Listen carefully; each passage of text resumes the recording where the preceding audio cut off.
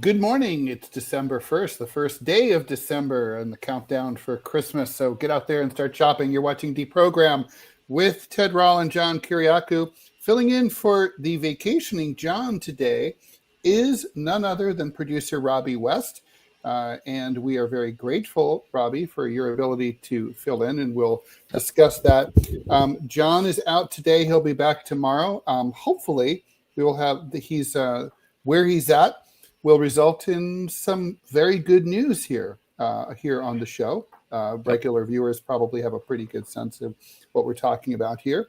But we can't go any further than that, and we will ignore, deny, and deflect all queries to the contrary. Today, we got a lot to talk about. We haven't been on the air since for almost an entire week. We were last Tuesday. And so a lot's happened over the Thanksgiving holiday. Most notably, there's the sort of undeclared war against Venezuela and against the fishermen and other random boats in the Caribbean has heated up as the Pentagon blew up a ship, and according to the Washington Post, and then survivors ended up in the water, and Pete Hegseth reportedly ordered a second strike to kill the survivors. A bipartisan coalition of congressmen in both the House and the Senate are looking at that and calling it a war crime. That's obviously the main topic today. We're also talking about Trump's call to Nicolas Maduro, which happened earlier in the month, about 2 weeks ago. The two men talked on the phone, and Trump told Maduro to leave Venezuela and gave him some terms. Those talks broke down, but obviously it shows you how far these things have gone. Very interested in your take, Robbie, since you live in a red state, about this story about AI data centers that are causing huge spikes in electricity costs in the middle of the country in particular, which is where those things tend to be, and how some political analysts are saying it could be the new price of eggs in terms of affecting politics. And finally, the Trump administration is blaming the shooting of two West Virginia National Guardsmen on a guy from Afghanistan, even though he was formally admitted into the U.S. under the Trump administration earlier this year. So, Robbie, let's also talk about the fact this is the first day of the year. Of the month. So this is when we do Robbie Aid. Now, last month we explained this, but we're going to explain it again now.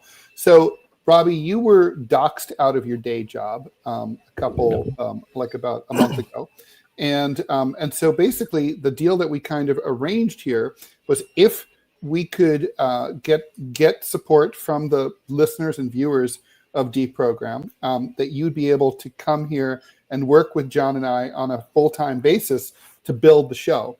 And you've been doing that, and it's been fantastic. Yep. And last month, and basically, so the arrangement that we have is for at the beginning of every month, we try to raise $1,000. And once we get to $1,000, we shut up, and it's like a pledge drive. We shut up. You don't hear from us until the next month. So if we got $1,000 like right now, we would not talk about this again. So here's basically how it works. If you want this show to thrive and survive, We need a producer. John and I can't do all the production stuff and the promotion stuff that's needed to be done. So what we do is we're reaching out to you, and John and I are paying Robbie as well. We each pay him $250. So he's getting another $500 from us personally, even though we're not making really any money, significant amount of money from this show yet. But we believe in the show. We believe in you guys. We believe in Robbie. And so we're asking you guys to pitch in $1,000. So here is the URL. It's GoFundMe.com. This is different from the one from last month. This one will stick. GoFundMe.com/F/ I don't know why F, but GoFundMe.com/F/DeProgram Robbie. Okay, so I'm going to read that again. GoFundMe.com/F/DeProgram Robbie. Robbie, any comments about any of that? Well, I mean, just really that. Thank you to the person who doxed me because, well, you've done two things. One, you gave me a voice, so I appreciate that. So you tried to hurt me and you failed, and so good on you. And if you really hated my politics before, you're really going to hate them now. It's not the best way to win hearts and minds to dox people, for sure. And nor is it to blow people up in the Caribbean. Okay, no. So this is a crazy story, right? So basically, the Washington Post reported on Friday on what I've dubbed the official news dump day, so that you can say, a newspaper or other media organization is sitting on top of a hot story, and then they dump it on a day when they think people are not going to care about it, so that they can tell their reporters, look, we released the truth, but we're not really offending our pals in the government who really tell us what to do. And so that's, kind of like what's happening here. Let's see. Let's talk about this a little bit, and then we'll get into some questions from listeners. As usual, if you have any comments or questions, please put them in the live chat in YouTube and or on Rumble, and we will get to them and bang them out one at a time as much as possible. So Robbie, this is a crazy story, and I have a lot of thoughts about it. And so I'm sorry if I go on too long. Just shut me up. But basically, you're good because I'm building TMI right now. So the more you're talking, the better off I am right now. So, you just listen. It's hard to produce and coach at the same time. It's a bear. Yeah, so. No, for sure. So what we've got is so basically you have an undeclared war. I'm not even sure you can say it's a war, right? It's like if only one side is shooting, is it really a war? I mean, you could say it's a combat situation, but there's not even really combat. These are Venezuelan alleged quote unquote narco. So let's get through this. We're attacking quote unquote narco terrorists. First of all, that is a non-existent term in international law and U.S. law. But okay, in other words, drug runners, alleged drug runners in speedboats. These speedboats are, if they are what we think, they're carrying cocaine, and they are going either to Trinidad or they are going to Africa, as John explained on the show over the last couple of weeks. None of these drugs are making their way to the United States. But we're going after these people who have this non-existent category, who belong to a non-existent organization.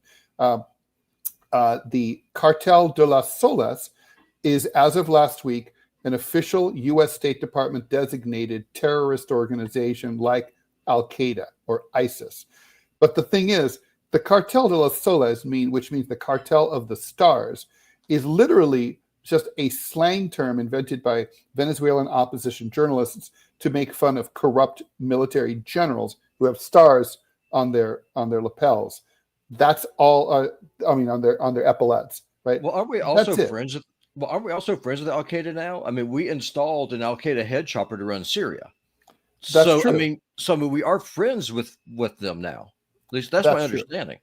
Well, so maybe that's why we need a new terrorist organization to replace the one that we're buddies with. Of course, we were friends with Al Qaeda before, also, under the Soviet Mujahideen period in Afghanistan. So But the point is, so we've declared, we have an undeclared non-war war against a non-existent set of people who belong to a non-existent organization, allegedly. Okay, then we've killed probably at least 100 of these people, according to the Pentagon. So it may be more, but that's officially. We blow up their boats, according to the Washington Post. Some people survived this crash, and Pete Hegseth said, kill them all, and issued a double tap order.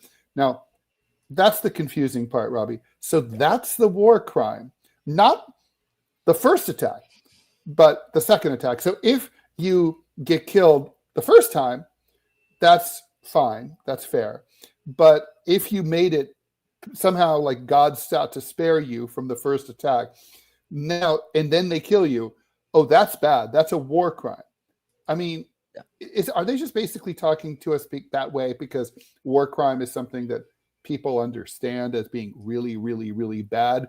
Or is it because they just don't want to admit that the whole thing, none of it's war crimes? What they really are is just simple acts of mass murder. It's no different than, than the University of Idaho guy who broke into the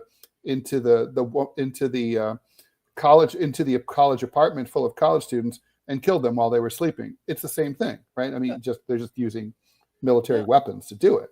No, I mean, they're just getting off on mass murder. And this is one of the things that really disgusts me as a right winger when it comes to the Republican Party.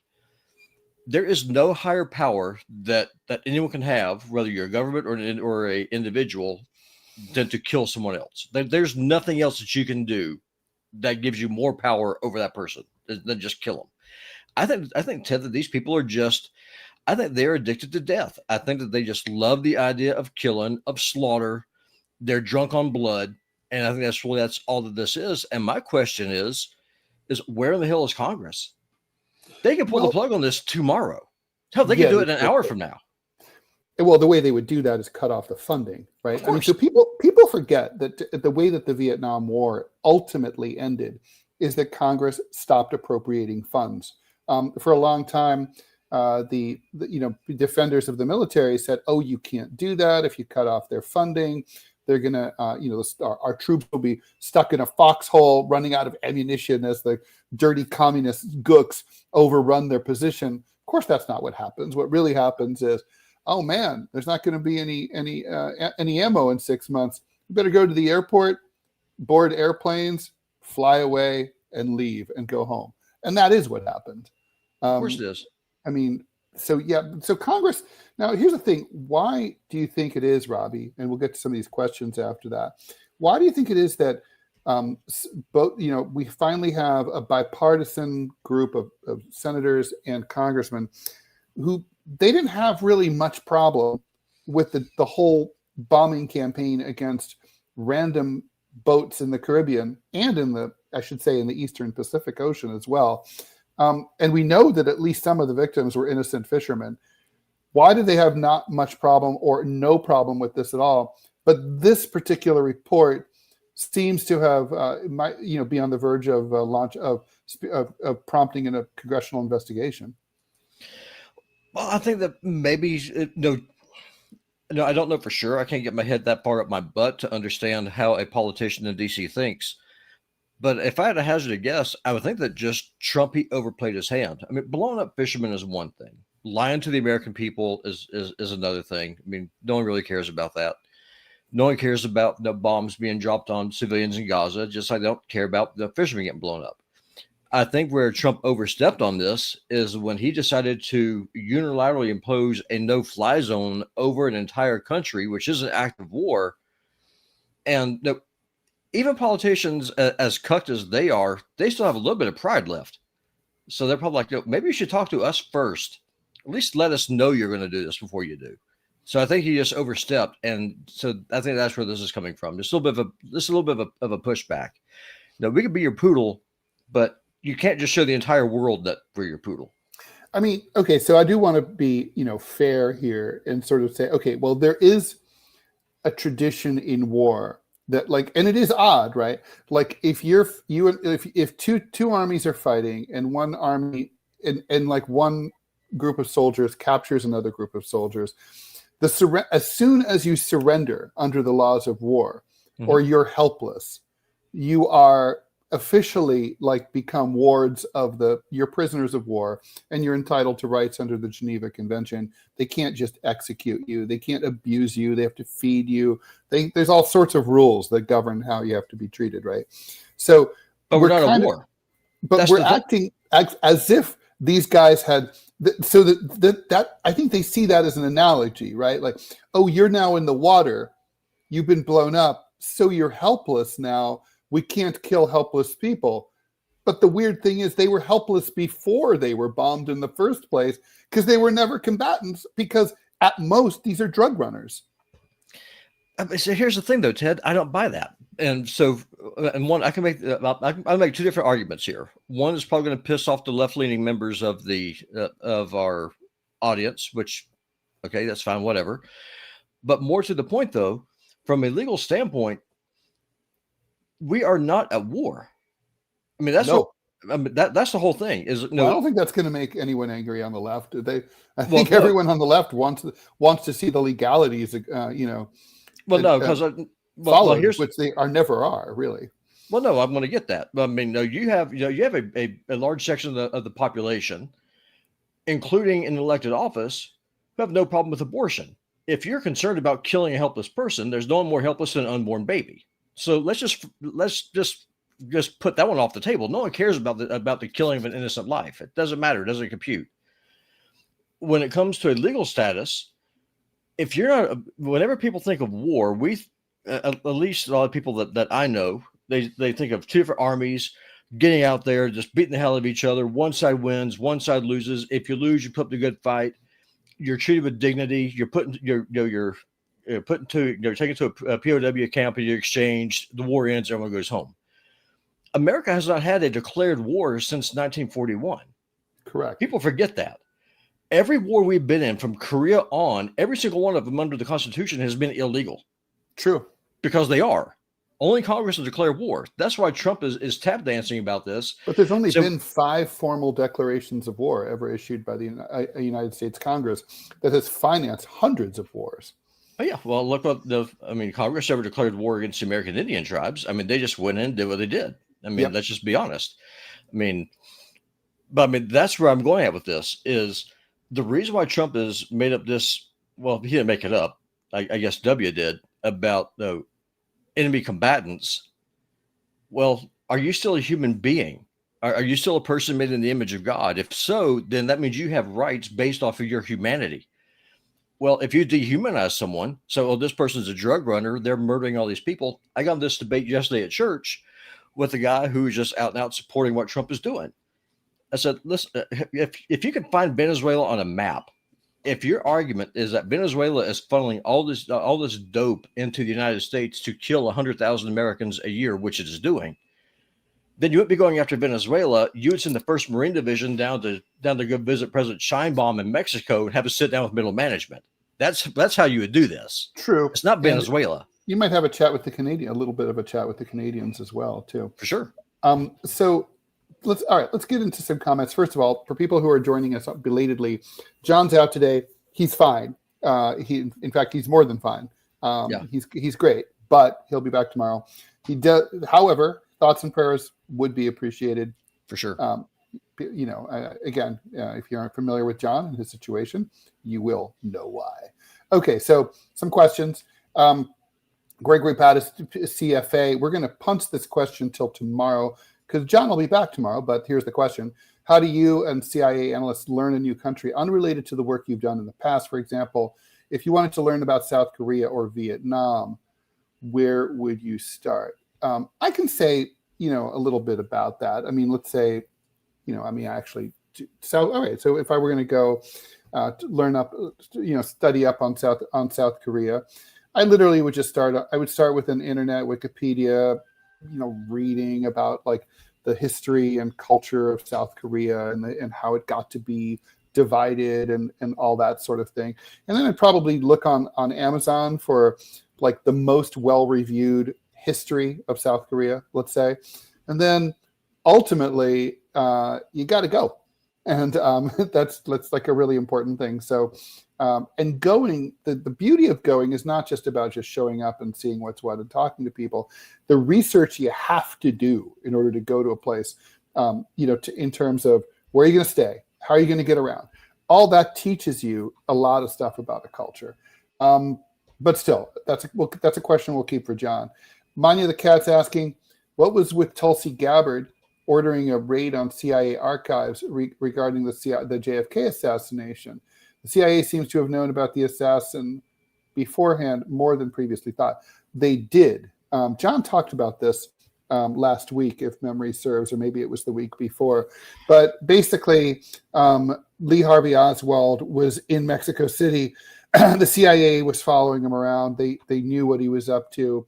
They denied having had contact with him.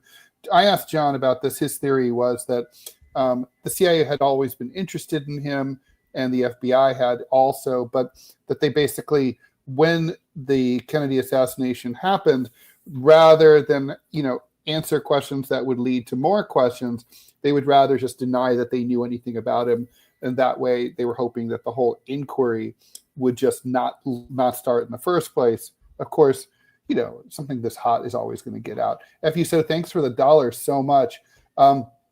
Hear about the 2 northern Texas men who were going to invade an island off Haiti, kill all the men, and make all the women sex slaves. They were actively recruiting for their invasion. It sounds like something out of the Frederick Forsyth book, The Dogs of War, one of my favorites. John likes it too. I'm going to read more about that. Maybe we can John and I can talk about that tomorrow. Junaid Jovid, thanks for the $1. Good morning to you as well. Elliot wants to know, did either of us follow coverage of the first conference of the Jerry Corbyn founded Your Party conference this week? No, but I will look into that. Did you, Robbie? Do you know anything about it? I did not. This is the first. So what I did this weekend, I was completely selfish because, as you know, back when I had my day job, I did a lot of overtime and stuff.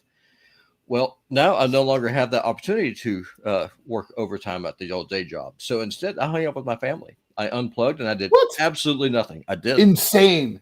I know. Crazy, what kind of right? American are you? A bad one. Clearly. Because I oppose executing unarmed, helpless people and genocide. So I'm obviously a bad American. F.U. So thanks for the additional $1. Old Petey, I keep thinking of Petey Wheatstraw, the Rudy Ray Moore character. But Hegseth thought he was being metal, screaming, kill them all. I think that's true. I do think that he thought he was being a fucking badass. And I don't know that this is going to go away. What do you think? I don't think it is. I think it's just going to be a slow, festering wound. And Philip Blair, he has a question I would like to answer, John, if I could, because my dad, as you know, was a Korean War veteran. So funny story about him. He was in the Navy, and he was actually on shore leave in Seoul when the North Koreans went across the border. So he was a gunner on a cruiser. The cruiser left. My dad ended up staying there in Seoul. He ended up getting up with a bunch of Marines. And for like a year, he was with the Marines where the Navy figured out that he's supposed to be a gunner on a cruiser. And so that's how organized our military was. But Philip's question is, was the Korean War legal because Congress ratified the UN treaty? The answer is no, because the Constitution is the supreme law of the land. It even it has a higher authority than even a treaty does. And the Constitution is very clear. Only Congress can make war. That's it. Only the Congress can do that. But it was a UN sanctioned police action. And that's so if the UN, it's technically a UN war, and the UN calls for its members to send troops to support it. So are you saying that, like, in order to honor its treaty obligation, every time the US sends a single soldier to a police action, let's say as a peacekeeper in Yugoslavia or something like that, that Congress would have to formally declare war or at least authorize the sending of troops? Well, in this, so as far as a peacekeeper goes, I mean, if you're us there as a police force, one, let's just be honest, soldiers make very terrible guards and cops. Yeah. So that's probably a bad idea to do in the first place. That the entire idea that you would send an army as a peacekeeping force to police a population is insane, because soldiers are not trained to be cops. They're trained to blow things up and kill people. So that entire concept is an oxymoron. But more to the point, when Korea happened, we went in because the North Koreans invaded. So it was an act of war. Congress, it is the responsibility of Congress to declare war. The same argument can be made in Vietnam. If you're going to go in, do it the legal way. That's the whole problem, right? We have a rules-based order, not a law-based order. If you make the rules, you have the power that you give yourself to blow up fishermen in the Caribbean or to drop bombs on apartment buildings in Gaza. That's not law. So Timber Time brings up a good point. It's international law regarding maritime conflict. Once a ship is blown up, any survivors are not threats and are supposed to be given quarter. I mean, that's true. That is, like, we saw that in most notably in the Pacific theater in World War II. And once you blow up a ship, you're supposed to take everyone in. So, FUSO, thanks for another $1. Zero evidence presented that these fishermen were drug runners. That's true. Zero evidence. Murder without due process. Trump and his goons are mass murderers. Yeah, agreed. That's true. FUSO asks me what my favorite cartoon was as a child. My favorite comic strip was Peanuts. That's kind of boring. I also liked Garfield and The Far Side a little bit later on. And I read comic books too when I was little. I started out with the sort of wimpy ones like Richie Rich and Little Lotta, but rapidly got into Weird War and horror comics. That's just how it was. Heathcliff is awesome. Heathcliff, the dog. You remember Fat Albert? Of course. Hey. So, all right. So this is all related, by the way, to the conflict. To this, obviously, this effort to impose regime change on the Venezuelan government, and so we should talk about that, Robbie. So we know that the other day, I think it was, if memory serves, it was on November 16th that Trump picked up the phone and talked to Nicolas Maduro, and he gave him an ultimatum. He said, you can save yourself and those closest to you, but you must leave the country now. Apparently, the U.S. offered safe passage for Maduro and his wife and their kid, and also several top officials in the government. And Trump did admit that this call did happen. It happened in the week of November 16th. My apologies.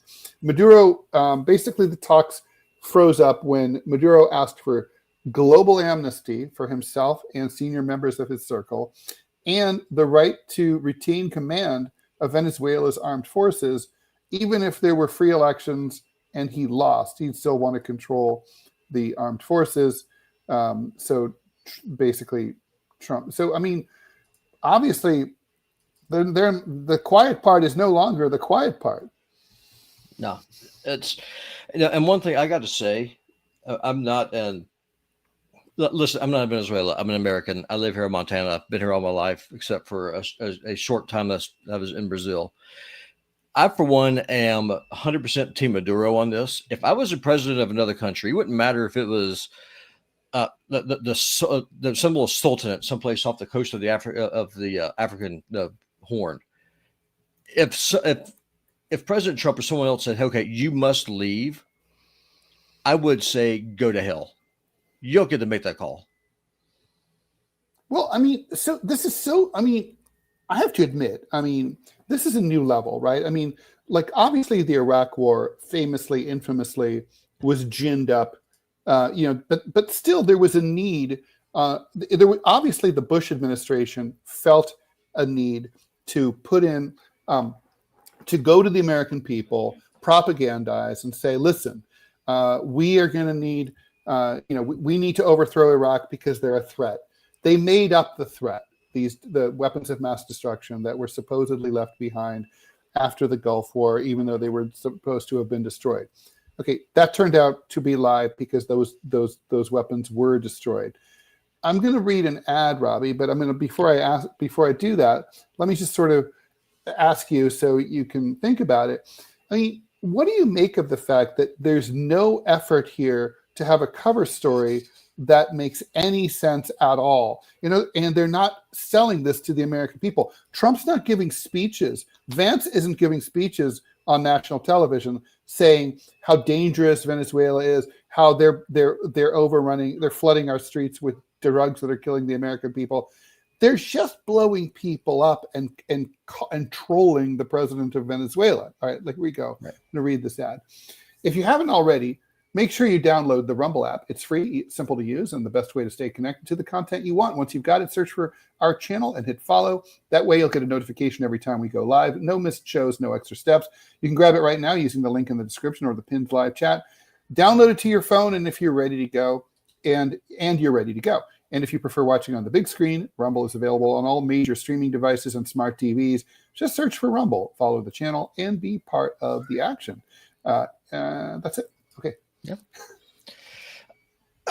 So when it comes to what you're talking about just the arrogance, and that's really what it is. It's the arrogance. They think that they don't have to tell the American people the truth anymore.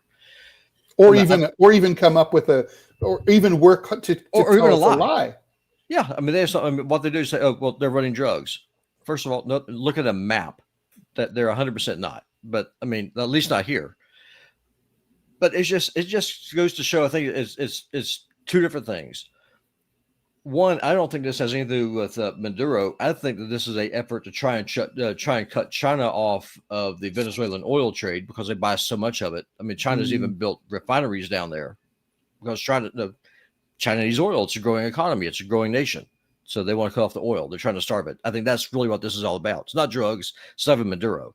Because Venezuela is the largest producer of oil in the Western Hemisphere. Yeah, of course it is. And then as far as just the arrogance, I think it's two things. One, they know that the economy sucks. They know that it's getting worse. And so people are distracted by the cost of living, the cost of food, energy, housing. That's all a major problem now. And so we're going to be talking a little bit about that very shortly in a few minutes. But Robbie, I get the whole war as distraction, war as a force that gives us meaning, as Chris Hedges beautifully titled one of his books. Mm-hmm. But it's like, okay, again, if you're going to distract, then distract. Why is there a lack of a PR campaign to the American people? Why don't they have like a Judy Miller type person at the New York Times who is liaising between the media to spread the message that Venezuela is horrible and evil and killing our young people? Why are they not bothering? Why is Trump not giving prime time Oval Office speeches talking about how evil Maduro is? I mean, and I mean, of course, obviously that's it. And this is a two question. And then what, assuming that Maduro gets on a plane with his entourage and takes off, what are they going to put in? This is the Iraq question. Who are you going to replace that regime with? You and I both know they're not going to just allow free elections. If they do, a socialist is going to win. Yeah, well, I mean, it's a two-part thing. So one, it's arrogance. Number two, I mean, the right is in a full-on civil war right now. I mean, on one faction, you have Donald Trump, you have Mark Levin, you have Sean Hannity, you have all the Republican neocon hacks. On the other side, you have Tucker Carlson, Candace Owens, Dave Smith, just completely wrecking them. And one point that I would like from my side of the right, the populist right, to point out, if you're concerned about migrants like I am, then blowing up a huge country in South America is probably going to exacerbate that problem. So why, first of all, how is that putting America first? Second, if your concern is about migration, then why would you do something that's going to cause more migration? And then you have that idiot Lindsey Graham who posted a video a couple of weeks ago saying that America has to destroy Venezuela because Venezuela is a friend of Hezbollah. I mean, he said that on live TV on Fox News. Ridiculous. It's like, first of all, most Americans can't find South America on a map, not to mention Venezuela. Second, even if you could, the thing that you're going to say that Venezuela is propping up Hezbollah because Iran is weak and smashed is that's even a dumber argument than saying that Venezuela is flooding the country with drugs. It's insane. No, it's just arrogance. It's like cancel culture, right? No, I know, Ted, that you and I have talked about this before. The left lost the ability to debate when they figured out that they could cancel people with culture war. Well, whenever you cancel people, you get lazy with your arguments, because what need of you to have a debate if you could just cut their tongue out? That's what I like it. That's what this is all about. They're lazy. They don't know how to sell the argument because they don't have anyone that's able to articulate. And the problem, but here's the thing: if you don't have, I mean, we saw this in Vietnam, we saw it in Iraq. Iraq's a good example. I mean, the American people were 90% behind invading Iraq on the week of the invasion. Now it's widely considered one of the biggest mistakes that this country has ever made politically, and it really hurt it led to Obama's rise and election in 2008 and a Democratic sweep in 2010. I guess, but it didn't change anything, because then Obama destroyed Libya, and now we have open air slave markets. But the point is that, like, there's still kind of a feeling that a society can't prevail at war for any length of time without popular support, at least at the beginning, right? Right. Here, there's no effort to do that. This war will be owned 100% by Donald J. Trump on day one. And it's like everything that goes tits up as a result of it is going to be Donald Trump's problem. And he's going to be blamed, and the GOP will be blamed. Well, of course, he'll be blamed, but Trump, for one thing, doesn't care about the GOP, and the GOP doesn't care about the American people. Just like the Democratic Party doesn't care about the American people. That's why Trump is not framing this as a war. That's why he's not wrapping himself in the flag and going out and just talking about how these evil South Americans have to be destroyed because they're the next Hitler. The reason why he's wrapping this up as a crime fighting measure is because people are smart enough to realize if you're in New York and if you're worried about crime, which you probably are, then it's easier to slide in a fake narrative into an existing reality. That's what this is all about, in my opinion. Okay. Mr. Out Straight on YouTube says there are rumors of Venezuela, then possibly Cuba. Any thoughts on this? Are they throwing out the deal JFK and Khrushchev, I assume is what he's talking about here, between the U.S. and USSR made? Well, that deal, I think, has been dead many, many years ago, which was basically leave. The Soviets pull their missiles out of Cuba. We pull our missiles out of Poland that were facing out of Eastern Europe. They were pointing at the USSR, and we leave each other alone in these two spheres. I think the U.S. clearly views Cuba as vulnerable. I think if Venezuela worked, the idea would be that they could move on to Cuba, but it's not going to work. I mean, they're going to deal with hostile military opposition if the U.S. invades. There will be a guerrilla war, Martina V says Venezuela is all about immigrants in South Florida who want to move back. Speaking of anti-Castro Cubans, who want to move back home and take their country back. Well, good luck with that. Hefty So, thanks for the buck. Rubio wants it all cut off Cuba from Venezuela. That's a good point. Cuba gets a lot of support from Venezuela. Sneaker Dad, Robbie's trying to use common sense to explain U.S. foreign policy. They do not mix. So true. No, not at all. All right, so shall we pivot a little bit? And guys, keep the questions coming. We do appreciate them. If you're joining us late, again, John Kiriakou, my co-host, will be back tomorrow. And we're doing Robbie Aid because it is the first day of December. Every month we need $1,000 from you guys. So if you can kindly afford it and step up, please go to GoFundMe.com/F/DeProgram Robbie. I'll leave that URL up on the screen. That's GoFundMe.com/F/DeProgram Robbie, or you could just go to GoFundMe and just search for DeProgram Robbie, one word. Okay, so Robbie, let's talk a bit about this story about I thought this story about AI was absolutely fascinating. So so obviously a lot of data centers, which are these giant rooms, warehouses full of computer servers that go on and on and on and on.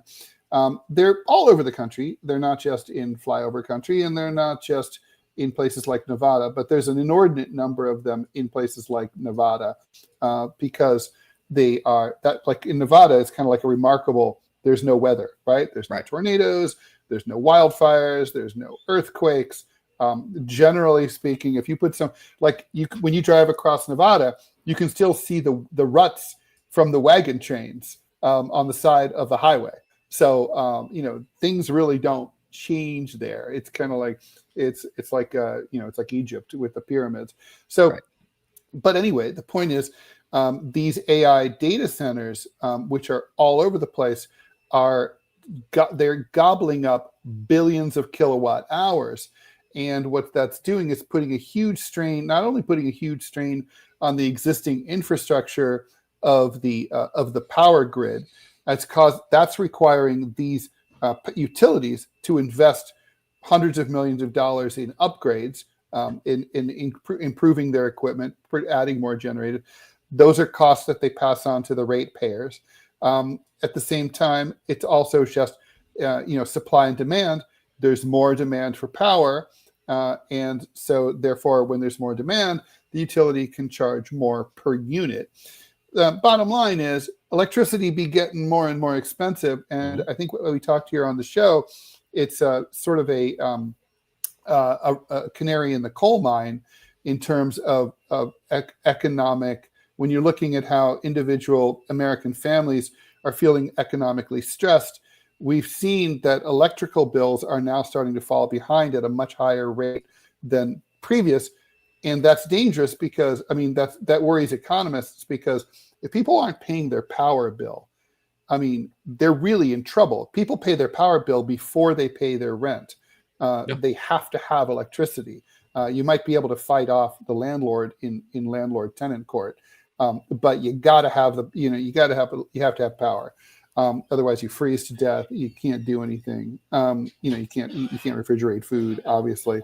So the point is, there's speculation that rising electricity prices, which are now on voters' radar, could become an issue next year in the midterms and in the 2028 presidential campaign. I don't know. Is that like a wishful thinking on the part of the Democrats, Robbie, or is that something that is actually, is that real? Is that in other words, is power the new price of eggs? Oh yeah, no, it's real, but the Democrats can't run on it because they're not doing anything to stop it. So it's kind of like them with the whole warfare state. Show me a Democrat that's actually up and actively campaigning against undeclared war. You can't find one.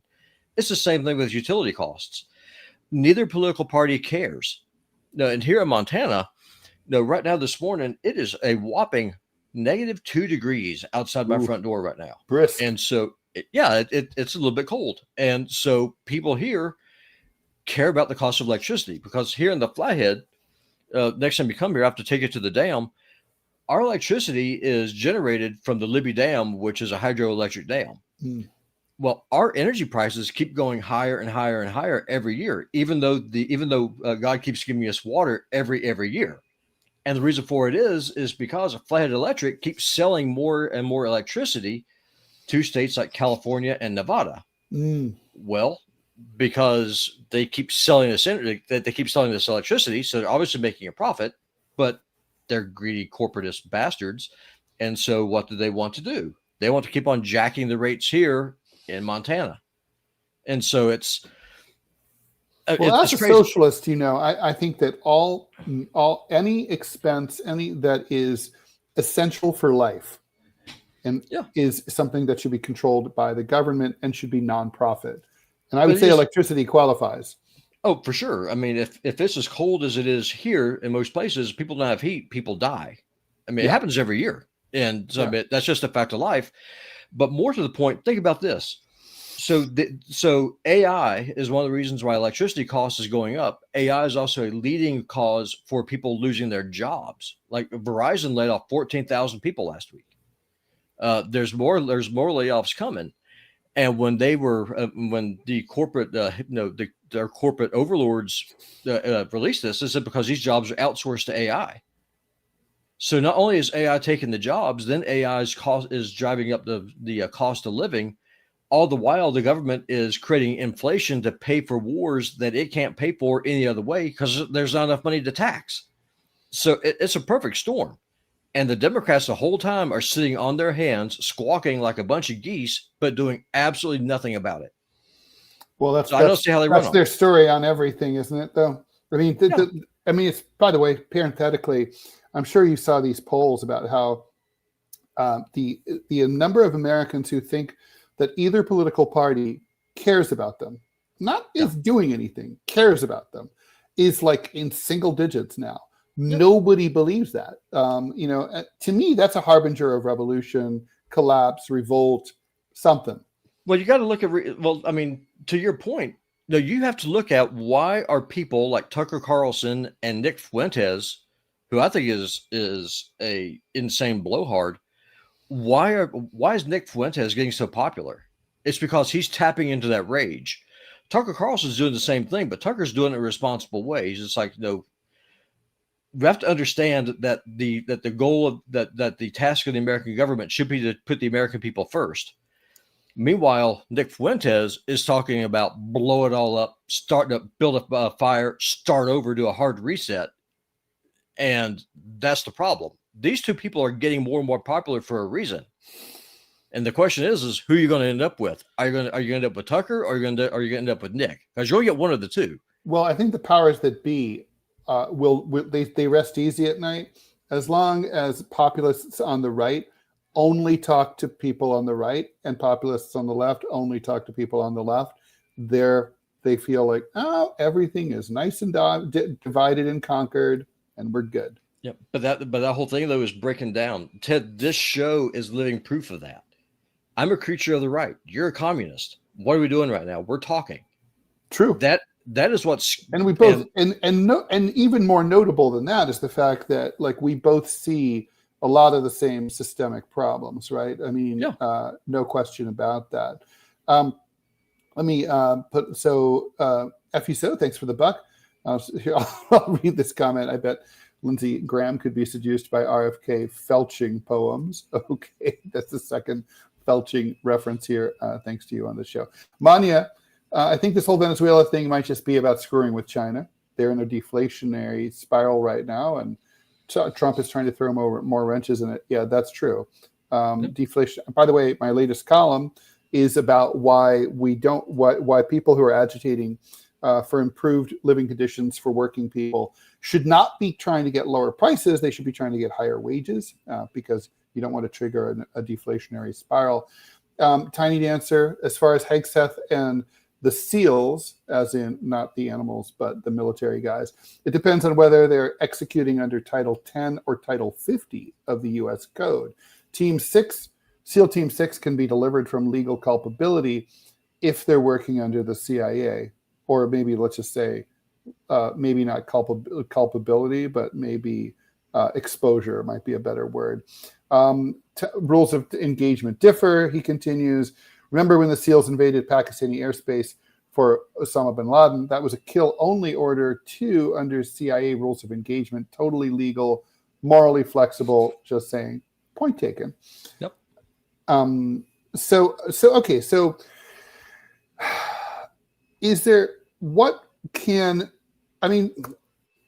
should there be a role for government to regulate utility prices, and should there be also, should we be demanding that the tech companies who are using all this bandwidth, that they fucking pick up the tab for all the power that they're using? Yes to both those things. And more to the point, I think that these tech companies should also be required to pay a rebate every year because they're mining our data and selling it. I mean, that's one of the reasons, Trump, when Professional DC was going ham over TikTok, being owned by the Chinese company, and that the evil Chinese communists were stealing our data and then selling it. Well, how's that any different from what YouTube is doing right now? There's no difference. It's all the same. Here's the difference, though. The Chinese have never once hurt me. Neither have the Russians. The American government hurts me every single day. True. So speaking of which, there was an interesting, I don't know if you saw it, Bobby. It was in the New York Times, had a funny article. Again, this is one of those things that when you're gone for 5 days, you get a lot of news to dig out of. So Mayor-elect Mamdani in New York City campaigned a lot against the surveillance states and even introduced legislation to try to regulate it when he was a state assemblyman up in Albany.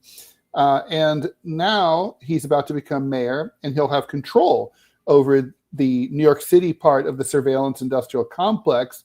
The lattice of license plate readers, the flashing cameras. For example, when you enter Manhattan from one of the outer boroughs or from New Jersey, you'll see these flashing lights. They're taking your picture, and they're taking a picture of your license plate, and they keep track of all that. Even if you're a law-abiding citizen, first of all, if you have an outstanding warrant, the state police are waiting there, like at the end of the Triborough Bridge or the Lincoln Tunnel, and they arrest you right on the spot. But more than that, they literally, if let's say you become a target of investigation, literally they'd be like, oh, so Robbie drove from the Elmhurst section of Queens at 3:04. He crossed the Triborough Bridge at 3:08. He stopped at a bagel place on the Upper East Side of Manhattan at 109th and 5th Avenue at this time. And so, basically they know everywhere. They know, and it tells them a lot about you. I mean, like It tells you, they can determine your socioeconomic status. They can, probably your politics. Did you go to a protest? Did you go to a political event? Did you go to a left-wing bookstore? They know a lot about you. It's terrifying. Mamdani's going to be in charge of that, but he has had dick to say since being elected mayor. And the Times is sort of saying he's probably going to have to just shut up and leave it in place, because it's all part of the sellout that inevitably has to happen when you actually win elected office in our corrupt system. I don't know. I thought it was funny. Yeah, it's not going to change. I mean, I think the beat's is going to go on. I think he's going to be Ocasio-Cortez with a beard. I mean, really, that's inevitable. I don't think you can. I think that if, let's say, Ted Rall was elected to high office, that he would sell out too, or he'd be completely ineffectual, or they'd come up with some kind of scandal to, drive me out. Right? That's what they do. You cannot affect change from inside this system. Well, you can't affect change, but you can blow it up. And here's where I would disagree with this, because I have known Ted Rall now for a couple of years. Really good guy. And so here's what I think would happen with Ted Rall. I think that Mayor Ted Rall would realize he cannot change anything, that that the system is completely rigged. Mm-hmm. So I don't think Ted Rall would try to blow it up at all, but I don't think he would try to fix it. I think Ted Rall would nuke it. I think Ted Rall would go in and set as many fires as he possibly could, just to hollow out the core, so that way it just implodes on itself. And then after you get impeached, as you walk out of the building, you'll flip the Capitol off or Stacey Mansion, whatever it's going to be. Yeah, well, they can't kill you, because then that makes you a hero. It's better to just drive you out as a quack. But the point is that the damage is done. Listen, we know it's easier to blow things up and burn things down than it is to build something. That's why the Vandals are so effective at destroying Rome. It took 1,000 years to build it. It took them a year to wreck it. Politically, it'd be the exact same way. Just go and hollow it all out. Just do as much damage as you possibly can, because at least while they're having to rebuild what it is that you tore up, they're not screwing anybody else. They can't. So Philip Blair says, so New York City is able to give speeding tickets based on level of wealth, like in Sweden. Yeah, they could if they wanted to. They don't. I actually like that, though. I mean, it does make sense, right? If you think about someone's driving a Lamborghini, should they really pay the same exact speeding ticket as someone who's driving a 15-year-old Accord? I think not, right? I mean, I think so, because the law is the law, and if you start making it subjective, then what else can be subjective to? I mean, I get it. I can see the argument. It's about making it hurt. That's the point. Well, it's not going to hurt. Actually, I'm against financial fines anyway. I think if the law is the law, you can affect everybody equally. Like, for example, it's like, it's 6 points on your license. Whether you're rich or poor, it's 6 points on your license. And if you get to 12, you're going to lose your license. Right. No, that would inconvenience you. I mean, granted, rich people could just take Uber everywhere, but it's more equitable. We don't have a lot of time left, just a few minutes left in the show, Robbie, but I don't want to forget about the blame game being played. So obviously, when I saw the report, the 2 West Virginia National Guardsmen had been, who are kind of like patrolling Washington, D.C., supposedly either to help ICE or to supposedly fight crime in D.C. I remember when I heard about it, I thought, oh, this is the resistance. Here it goes. Like, we know there's going to be armed resistance. Here in New York, we had an incident over the weekend, by the way, Robbie, where New Yorkers drove ICE out of the city with their tail between their legs. And spontaneous groups of New Yorkers were throwing shit at them. And the ICE guys fled to New Jersey. So things are getting spicy. But anyway, the point is, it turned out it was just this fucking wackadoodle veteran of an elite Afghan killing unit that we and the CIA trained. Needless to say, we will be talking to John about this tomorrow. And it looks like he basically lost his mind from the shit that he and other guys in his unit pulled back under the Ghani and the Karzai puppet regimes that ran Afghanistan for 20 years under U.S. occupation. And that basically he cracked. He was admitted to the U.S. He crossed the border from into the U.S. in 2024 under Joe Biden, or whoever was running the country under Joe Biden's name. And he was admitted formally this year under Donald Trump. What's Trump on about? Why is he trying to blame Biden for this when clearly this is an American ally who, we tend to allow our former goons into the country, and some of them snap. I mean, I don't know. I'm not really I'm not getting the point of this, other than if I blame you, then then it's harder for you to blame me. Is that basically it? Well, it goes against brand. I mean, Trump is right to call out what Biden did with throwing open the borders and allowing all these people in. You know my position on immigration. Anyone who's watched this show knows my position on immigration.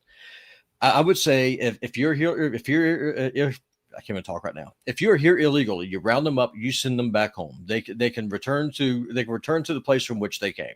No problem with it. I do not feel sorry for you. Goodbye. Do not let the door hit you on the way out. That is doubly so if you're a traitor to your country. If this dude's an Afghan, he signed up with an occupying force that invaded his country. The dude is a traitor. So then don't be surprised when you recruit a traitor. You train the traitor. The traitor is killing his own people. Do not be surprised when the traitor then betrays you and kills your people too. I mean, that's not a good play. Can we just call it what it is? I agree with you. I have no sympathy for those people who, basically worked for the U.S. as an occupying power. To me, they're no different than Vichy or any other fucking quisling during World War II. But anyway, we will, I'm sure, continue to follow the blowback from that fiasco. Please help out with Robbie Aid so we can keep the show running smoothly. And, in situations like this, when me or John has to be out, Robbie can fill in, and we have a show on day to day that we would not otherwise have had. Please pitch in. We're trying to get to $1,000. We'll let you know when we do. And then you're off the hook until January 1st. The URL is gofundme.com/F, like Frank, /deprogram Robbie. Please stay tuned for the TMI show with me, Ted Rall, and Manila Chan for a lighter and quirkier take on the news, culture, politics, and everything. We will see you on the other side. We'll be back tomorrow here on DeProgram at 9 a.m. Eastern Time. Thanks so much for listening and for all of your generous donations. Take care. Bye, Robbie. Bye-bye.